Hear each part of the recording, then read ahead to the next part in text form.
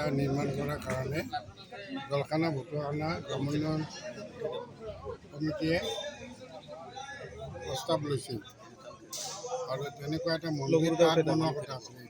এই তাত মই ক'লোঁ তেতিয়া এখন স্কুলৰ মাটি ইয়াত বনাব নালাগে, একো নালাগে। প্ৰথম মই ইয়াতে 1 লাখ টকা দিছিলোঁ আৰু আৰম্ভ কৰিছিলোঁ মন্দিৰটো। তাৰপিছত মানে মই আগত ৱাল দিবলৈ 2 লাখ টকা দিছিলোঁ। 2015-16 মান হোৱাৰ তেতিয়া সেই ৱালটো পিছপিনে দিলোঁ। তাৰপিছত আৰু আমাৰ ৰঞ্জিত দাস ডাঙৰীয়া ভালেখিনি দিয়া বুলি শুনিছোঁ, কিন্তু কামটো সেইমতে নোহোৱা বুলি ৰাইজে আপত্তি কৰিছিল। এইটোৱে কথা। এতিয়া আজি উদ্বোধন আপোনালোক নিমন্ত্ৰণ কৰিছে, আহিছে, বৰ আনন্দিত হৈছোঁ। আৰু অসমৰ জলখানা ভতুৱাখানা গাঁও উন্নয়ন সমিতিৰ তৰফৰ পৰা আৰু এই গাঁৱৰ ৰাইজৰ পৰা মই আপোনালোকক ধন্যবাদ জনাইছোঁ। ৰাজহুৱা হৰি মন্দিৰৰ শুভ উদ্বোধনী কাৰ্যসূচীত উপস্থিত থাকিব পাৰি মই নথৈ আনন্দিত হৈছোঁ। আৰু ইয়াৰ লগতে মই ৰাইজক বিশেষভাৱে ধন্যবাদ জনাইছোঁ যে আজি ৰাইজৰ সম্পূৰ্ণ সহযোগিতাত এই অনুষ্ঠানটো ৰূপায়ণ কৰা হৈছে। আৰু বিশেষভাৱে ধন্যবাদ জনাইছোঁ অসম চৰকাৰৰ জ্যেষ্ঠ কেবিনেট মন্ত্ৰী, আমাৰ এই স্থানীয় বিধায়ক সন্মানীয় ৰঞ্জিত কুমাৰ দাস ডাঙৰীয়া।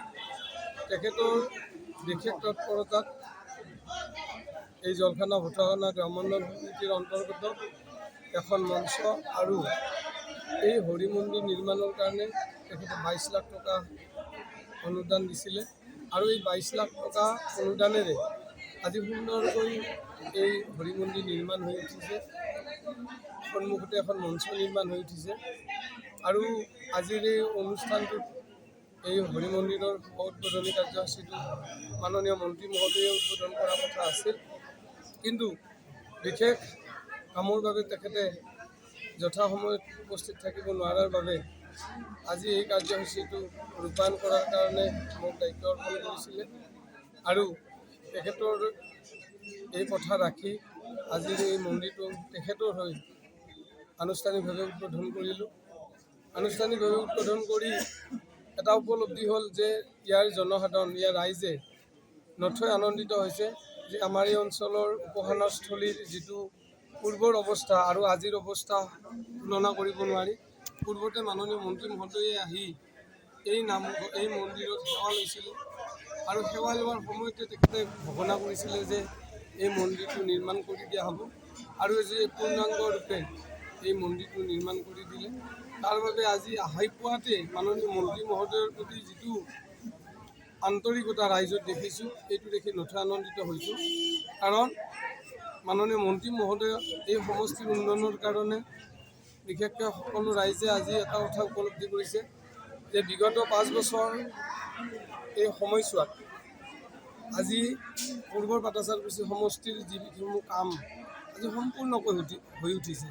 আজি ৰাস্তা ঘাটেই হওক, শিক্ষানুষ্ঠানেই হওক বা আমাৰ এনেকুৱা উপাসনাস্থলীয়ে হওক বা যিসমূহ ৰাজহুৱা অনুষ্ঠান প্ৰতিষ্ঠান আছে, সকলো দিশ সামৰি তেখেতৰ সৰ্বাংগীন উন্নয়নৰ কাৰণে যিটো প্ৰয়াস, এই প্ৰয়াসক আজি ৰাইজে স্বীকৃতি দিছে। আৰু যাৰ কাৰণে হয়তো আজি ৰাইজ তেখেতৰ কাৰণে আপ্লুত হৈ আছে। তেখেতৰ কামৰ জৰিয়তে দি আৰু তেখেতৰ ব্যৱহাৰৰ জৰিয়তে দি বা ৰাইজৰ প্ৰতি থকা যি আন্তৰিকতা বা ৰাইজৰ প্ৰতি থকা যিটো সম্পৰ্ক, এই জনসম্পৰ্কৰ কাৰণে তেওঁ আজি ৰাইজৰ অন্তৰে আছে। গতিকে আমি এই চেগতে তেখেতৰ আন্তৰিক ধন্যবাদ আৰু ভগৱানৰ ওচৰত প্ৰাৰ্থনা জনাইছোঁ। তেওঁৰ ৰাজনৈতিক জীৱন সুখময় হওক, উজ্জ্বল হওক, তাকে আশা ৰাখিছোঁ ভগৱানৰ ওচৰত। আৰু বিশেষকৈ গ্ৰামোন্নয়ন সমিতি মই সভাপতি সম্পাদক লগতে সমূহ বিষয়ববীয়াকো মই আন্তৰিক ধন্যবাদ আৰু কৃতজ্ঞতা জনাইছোঁ। তেখেতসকলৰ যিটো প্ৰচেষ্টা, এই প্ৰচেষ্টাৰ কাৰণে আজি মাননীয় মন্ত্ৰী মহোদয়ৰ লগত থাকি সহযোগত থাকি নিশ্চিতভাৱে এই অঞ্চলৰ এক সুন্দৰ উপাসনাস্থলী হিচাপে আজি নিৰ্মাণ কৰিম বুলি ভাবি পাৰিছে। যিকোনো খবৰৰ বাবে যোগাযোগ কৰক আমাৰ এই নম্বৰত 9181 307 221।